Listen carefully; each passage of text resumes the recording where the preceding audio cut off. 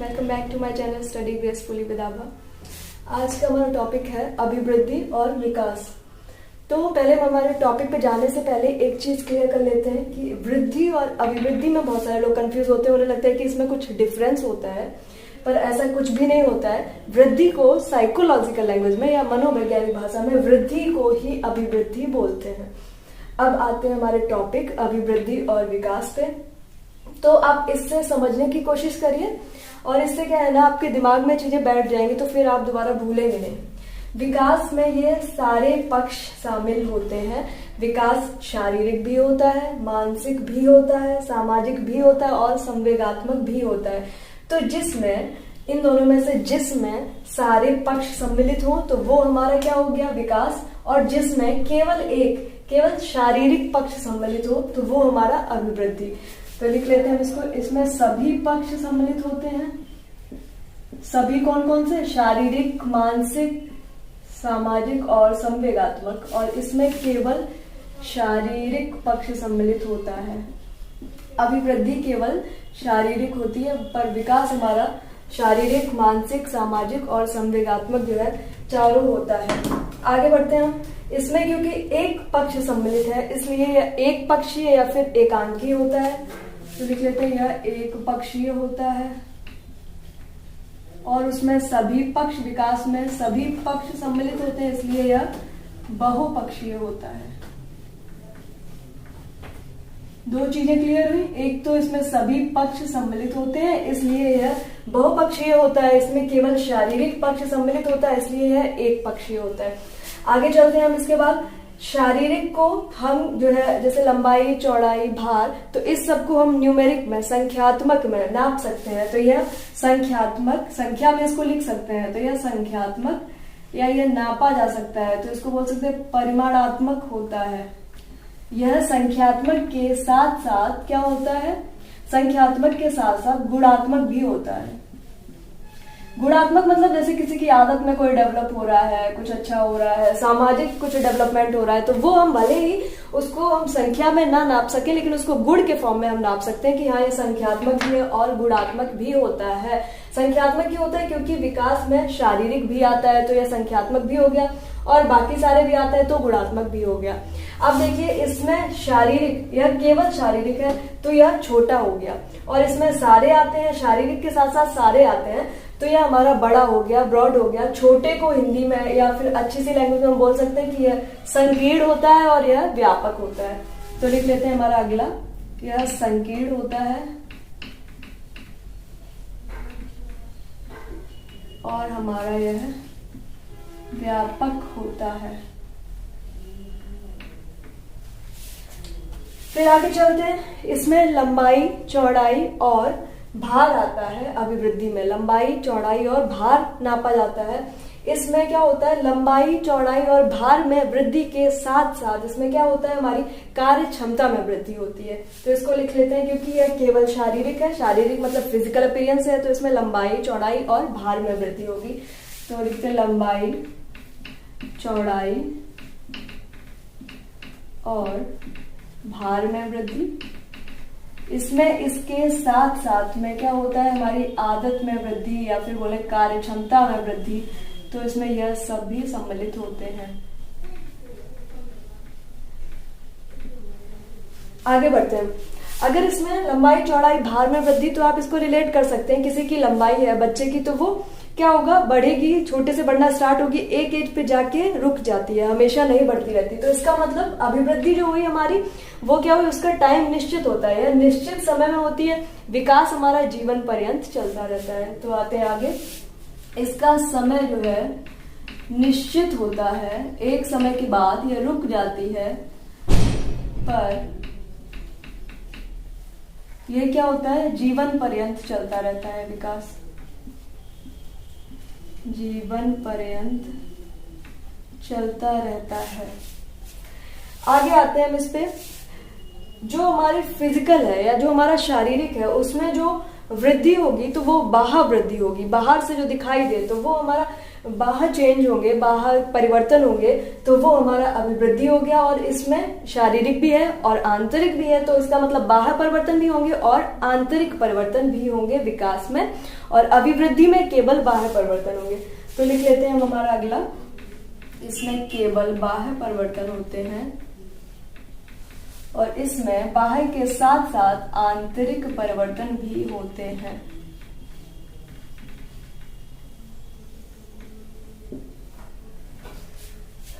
आगे बढ़ते हैं हम। इसके बाद में अगर हम देखें परिवर्तन की बात करते हैं, तो अगर हम देखें, जैसे आप अच्छे से याद रख पाएंगे, ये काफी बार पूछा गया है, काफी इंपॉर्टेंट है, तो इसको बहुत ध्यान से देखिए कि अगर हम बात करें अभिवृद्धि और विकास में रचनात्मक परिवर्तन किसमें होते हैं, तो पहले समझ लीजिए रचनात्मक होता क्या है। कि जैसे आप रिलेट करिए कि जैसे कोई कली है, ठीक है, वो यूं होती है, फिर खिलना स्टार्ट करती है, फिर पूरा फ्लावर बन जाता है, फिर वो ऐसे ही नहीं रुका रहता है, इसके बाद में क्या होता है, फिर वो मुरझाना स्टार्ट करता है और खत्म हो जाता है। तो इस चीज को अगर हम रिलेट करें इससे, तो अभिवृद्धि क्या होती है, जो हमारी खिलना स्टार्ट हुआ और जहां अपने मैक्सिमम पे पहुंच गया, वो अभिवृद्धि है। इसके बाद में जो हुआ, या उसको बोले वो रचनात्मक परिवर्तन है। इसके बाद में जो परिवर्तन होंगे, वहीं रुके तो नहीं, परिवर्तन होते रहे। इसके बाद जो परिवर्तन होंगे, जो उसको बोले वृद्धावस्था की तरफ ले जा रहे हैं, तो वो परिवर्तन बोलते हैं विनाशात्मक परिवर्तन। तो अब अगर अभिवृद्धि की बात करें, तो इसमें केवल रचनात्मक परिवर्तन होंगे, और विकास में रचनात्मक के साथ साथ विनाशात्मक परिवर्तन भी होंगे। आप इससे इसको याद रखिए।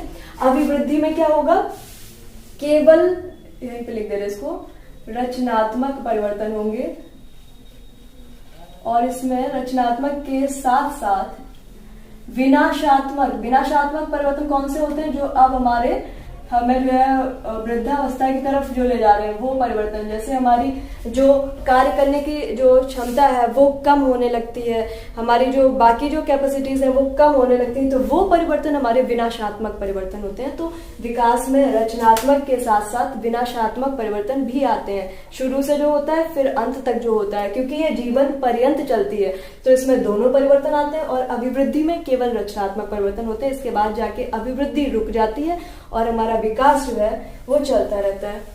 तो अब मैं समझ रही हूँ आप लोगों को ये क्लियर हो गया होगा। मैं एक बार फिर से बता दे रही हूँ, इसका रिवीजन कर लेते हैं। विकास शारीरिक, मानसिक, सामाजिक, संवेगात्मक चारों होता है, जबकि अभिवृद्धि केवल शारीरिक होती है। अब विकास में क्योंकि चारों पक्ष शामिल हैं, तो विकास बहुपक्षीय होता है। अभिवृद्धि में केवल एक पक्ष शामिल है, इसलिए अभिवृद्धि एक पक्षीय या फिर एकांकी होती है। आगे चलते हैं हम। विकास क्या होता है, संख्यात्मक, क्योंकि शरीर का भी उसमें मापन आ रहा है, तो संख्यात्मक के साथ साथ गुणात्मक भी होता है, जबकि अभिवृद्धि केवल संख्यात्मक होती है।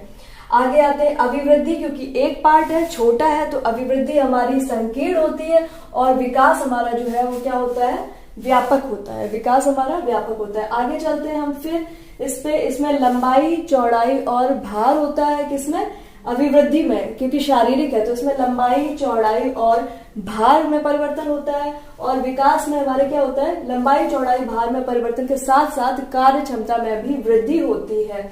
आगे चलते हैं। अभिवृद्धि हमारा निश्चित समय के लिए होता है, एक समय के बाद में जाके रुक जाती है, फिर आगे नहीं होती, तो ये निश्चित समय के लिए होता है। विकास जीवन पर्यंत चलने वाली प्रक्रिया है।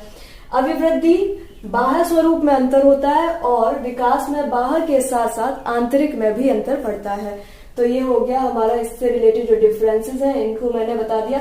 आगे चलते हैं। इससे जो है इसके जो मुख्य सिद्धांत होंगे, तो उन पे आगे आते हैं हम अभिवृद्धि और विकास के सिद्धांतों पे।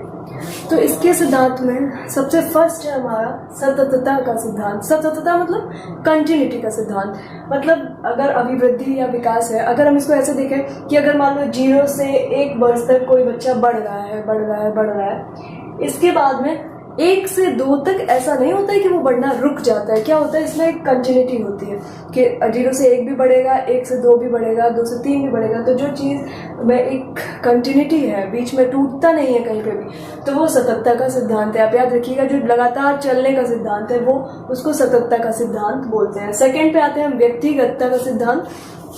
इसको हम ऐसे समझ सकते हैं कि जैसे दो बच्चे हैं, एक बच्चा फर्स्ट से पहले साल से दूसरे साल तक जाने में उसने कुछ चीजें सीखी या उसकी हाइट मान लीजिए 2 फीट या 3 फीट जितनी भी है उतनी बढ़ी, तो अगले बच्चे की भी उतनी बढ़ेगी। ऐसा नहीं होता है, अगले बच्चे की हाइट उसकी अपने अकॉर्डिंग बढ़ेगी, दूसरे की अपने अकॉर्डिंग। हर इंसान या हर बच्चा अपने आप में क्या होता है, दूसरे से डिफरेंट होता है, तो दूसरे से थोड़ा सा अलग होता है, तो वो जो है व्यक्तिगतता का सिद्धांत है। हर एक मतलब ऐसा नहीं है कि ह्यूमन बींग्स के सारे बच्चे एक जैसे हैं, सबके बढ़ने का रेशियो सेम है, सबके जो है सीखने का रेशियो सेम है, तो ऐसा नहीं होता है। तो इसको बोलते हैं व्यक्तिगतता का सिद्धांत। हर बच्चा अपने आप में अलग होता है।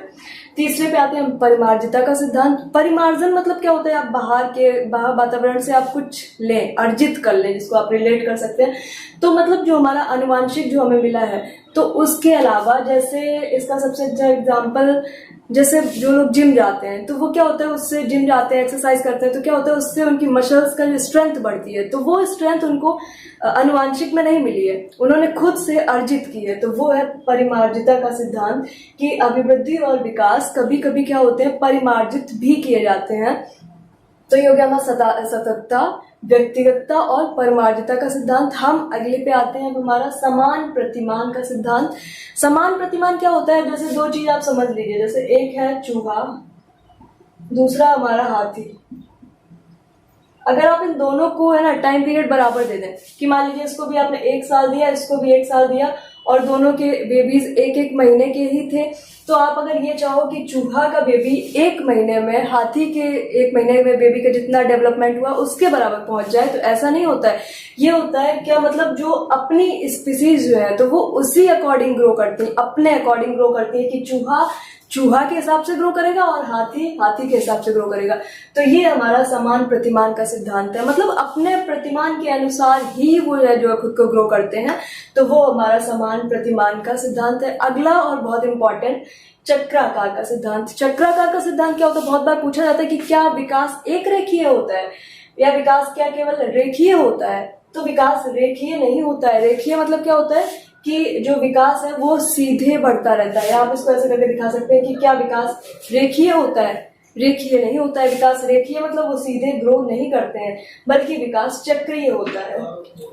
चक्रीय मतलब कुछ ऐसा, ऐसे करके इसको समझ पाएंगे। इसका मतलब क्या है कि पहले फर्स्ट मान लीजिए 0 से 1 साल में उसकी ग्रोथ बहुत तेज हुई, ठीक। इसके बाद में 1 साल के बाद 2 साल तक उसकी जो है ग्रोथ क्या हुई, थोड़ी सी घटी, मतलब कम हुई। फिर इसके बाद 2 से 3 साल तक फिर बहुत तेज हुई। फिर 3 से 4 साल तक थोड़ी सी कम हुई, फिर बहुत तेज हुई। तो ग्रोथ का या विकास का ये जो क्रम है ये चलता है चक्राकार का क्रम। सीधे नहीं होता, ऐसा नहीं होता कि जितनी बचपन में हो रही थी उसी स्पीड से उसकी अंत तक होती रहेगी, ऐसा नहीं होता है, बल्कि चक्राकार होता है। पहले बढ़ता, फिर घटता, फिर बढ़ता, फिर घटता। तो इस तरह से इस सिद्धांत को बोलते हैं चक्राकार का सिद्धांत। आपको याद हुए पांचों। पहला सततता का सिद्धांत, इसका मतलब कंटिन्यूटी होती है विकास में, बीच में रुकता नहीं है, लगातार चलता रहता है, भले ही कभी कम कभी ज्यादा, पर लगातार चलता रहता है। सेकंड आते हैं व्यक्तिगतता, मतलब सबका विकास एक जैसे नहीं होता। जैसे सब लोग अलग होते हैं, अपने अलग इंडिविजुअल है, तो वैसे ही उनका विकास भी अलग अलग होता है। किसी का जल्दी, किसी का कम, कोई जल्दी सीख लेता है, कोई धीरे सीखता है। अगले पे आते हैं परिमार्जिता का सिद्धांत। ऐसा नहीं है कि जो कुछ उसको आनुवांशिक तरीके से मिला है केवल वही वो अर्जित करेगा, ऐसा नहीं। आप बाहर से अपने वातावरण से अपने आप को और ज्यादा निखार सकते हैं, सीख सकते हैं, तो वो परिमार्जिता का सिद्धांत है। नेक्स्ट आते हैं समान प्रतिमान का। सारी स्पीसीज मतलब ह्यूमन बीइंग्स और जानवर सब एक तरह से नहीं बढ़ते हैं, सब अपने अपने प्रतिमान के अनुसार बढ़ते हैं। नेक्स्ट आते हैं चक्राकार। ग्रोथ जो है, विकास जो है वो चक्राकार आकृति में जो है होता है, सीधे रेखीय नहीं होता है। चलिए आगे बढ़ते हैं हमारे क्वेश्चन आंसर की तरफ। ये काफी बार पूछे हुए हैं। हम आते हैं हमारे फर्स्ट क्वेश्चन पे। विकास कभी ना समाप्त होने वाली प्रक्रिया है। यह विचार किससे संबंधित है? किससे संबंधित मतलब किस जो है सिद्धांत से संबंधित है? बात करते हैं फर्स्ट अंतः संबंध का सिद्धांत, निरंतरता का, एकीकरण का या अंतः क्रिया का। तो यह निरंतरता का सिद्धांत है या सततता का सिद्धांत है। सेकंड आते हैं, निम्न में से कौन सा विकास का सिद्धांत है? पहला, यह निरंतर चलने वाली प्रक्रिया नहीं है। सेकंड, विकास की सभी प्रक्रियाएं अंतः संबंधित नहीं होती हैं। थर्ड, सभी की विकास दर समान नहीं होती है। नेक्स्ट, विकास हमेशा रेखीय होता है। तो कौन सा विकास का सिद्धांत है? सभी की विकास दर समान नहीं होती है, ये हमारा हो गया। नेक्स्ट पे आते हैं, विकास किस से किस की ओर बढ़ता है? तो विकास सामान्य से विशिष्ट की ओर बढ़ता है। पहले सामान्य करना सीखते हैं, या फिर आप ऐसे करके इसको समझ सकते हैं कि पहले बच्चा सामान्य चीजें बोलना सीखता है, बाद में कठिन, सामान्य लिखना सीखता है, बाद में कठिन, तो सामान्य से विशिष्ट की ओर चलता है। नेक्स्ट आते हैं, मानव विकास है मात्रात्मक, गुणात्मक, अमापनीय या फिर दोनों, मतलब दोनों, मात्रात्मक और गुणात्मक। तो कौन सा है? मात्रात्मक और गुणात्मक दोनों होता है विकास। अभिवृद्धि केवल क्या होती है? मात्रात्मक या संख्यात्मक। आगे बढ़ते हैं हम नेक्स्ट पे। बच्चे के विकास के शिरस्थ सिद्धांत के अनुसार निम्न में से कौन सा कथन सत्य है? पहला, विकास सिर से पैर की ओर होता है, पैर से सिर की ओर होता है, विकास मध्य भाग से परिधि की ओर होता है, या फिर उपरोक्त में से कोई नहीं। तो शिरस्थ का सिद्धांत कौन सा है? इसमें शिरस्थ मतलब विकास सिर से पैर की तरफ होता है, याद रखिए। आज का सेशन यही समाप्त करते हैं। अगले के लिए स्टे ट्यून्ड और like, share and subscribe my channel. Thank you, bye.